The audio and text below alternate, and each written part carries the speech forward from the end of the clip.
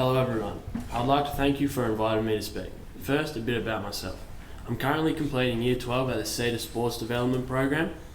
As you can imagine, growing up in a deaf family comes with its downs but also has so many ups. I'd like to talk about a few of the downsides about living in a full deaf family before I talk about the things that I loved and wouldn't change for the world. One of the worst things about living in a deaf household is the noise. You would think that a deaf household is pretty quiet because the TV would be turned down and no one's playing music. You'd be incredibly wrong. The thing about deaf people is they can't really hear themselves talk, so they're always getting louder and louder in a conversation, almost like they're trying to be the loudest one talking. One memory that's always stuck with me is when I asked my dad, a profoundly deaf man, to turn the TV down because it was way too loud, and only to have him answer with, "No, I'm listening to it." As if that makes sense. Another not so great thing about living in a deaf family is car rides anywhere. They are usually pretty quiet because either the driver is focusing on the road and can't keep turning to look at the person talking to them, or the passenger is deaf and you need to look at them while you're talking. So car rides are often quiet and uneventful. I would say the most definite worst thing about living in a deaf household is running out of toilet paper in the middle of you know what.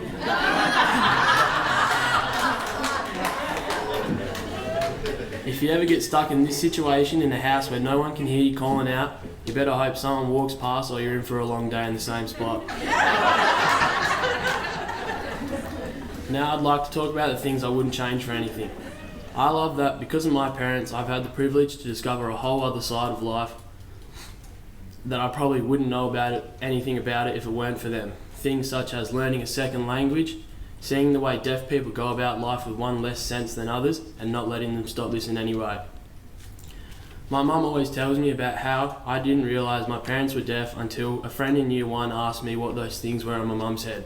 They were hearing aids, of course, but it wasn't till then that I realised something was different with my parents, and I've never let that change the way I go about things.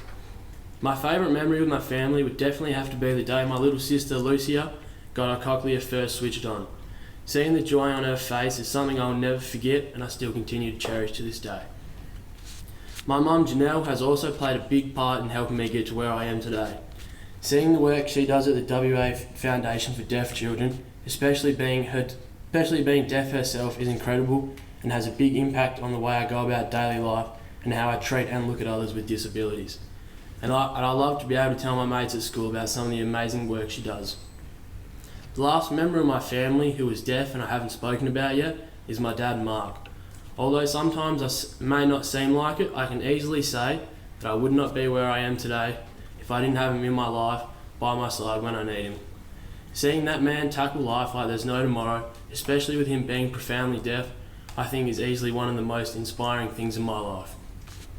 He has never let the fact that he is deaf stop him from anything, and even though he and I may have some rough times, I will never not look up to him for everything he does to me. When asked to speak about leadership and advocacy, I struggled to think of things to talk about, but then I realised almost every day I'm an advocate for my parents, whether it be making phone calls for them, translating for them, or including them in any conversations. I found writing this part of the speech harder because I'm not a deaf child myself and have always experienced the deaf side of life from a second-hand point of view. But seeing my sister go through some hard times during her primary school years purely because she was different to others has made me realise that nearly all deaf kids are going to go through some hard times. But letting these little things get to them isn't going to help their situation. The only way to get around these times is for them to stand up for themselves and show others that they aren't an easy target just because they are deaf.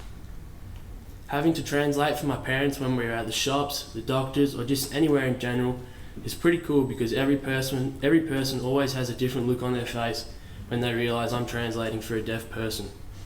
I love having the privilege to be able to tell people I live in a deaf family and being able to explain what life is like for me.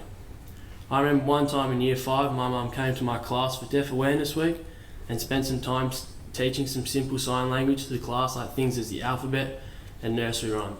It's stories like this I will never forget, and I love to be able to talk about. Thanks everyone for listening, and I hope you enjoy the rest of your night.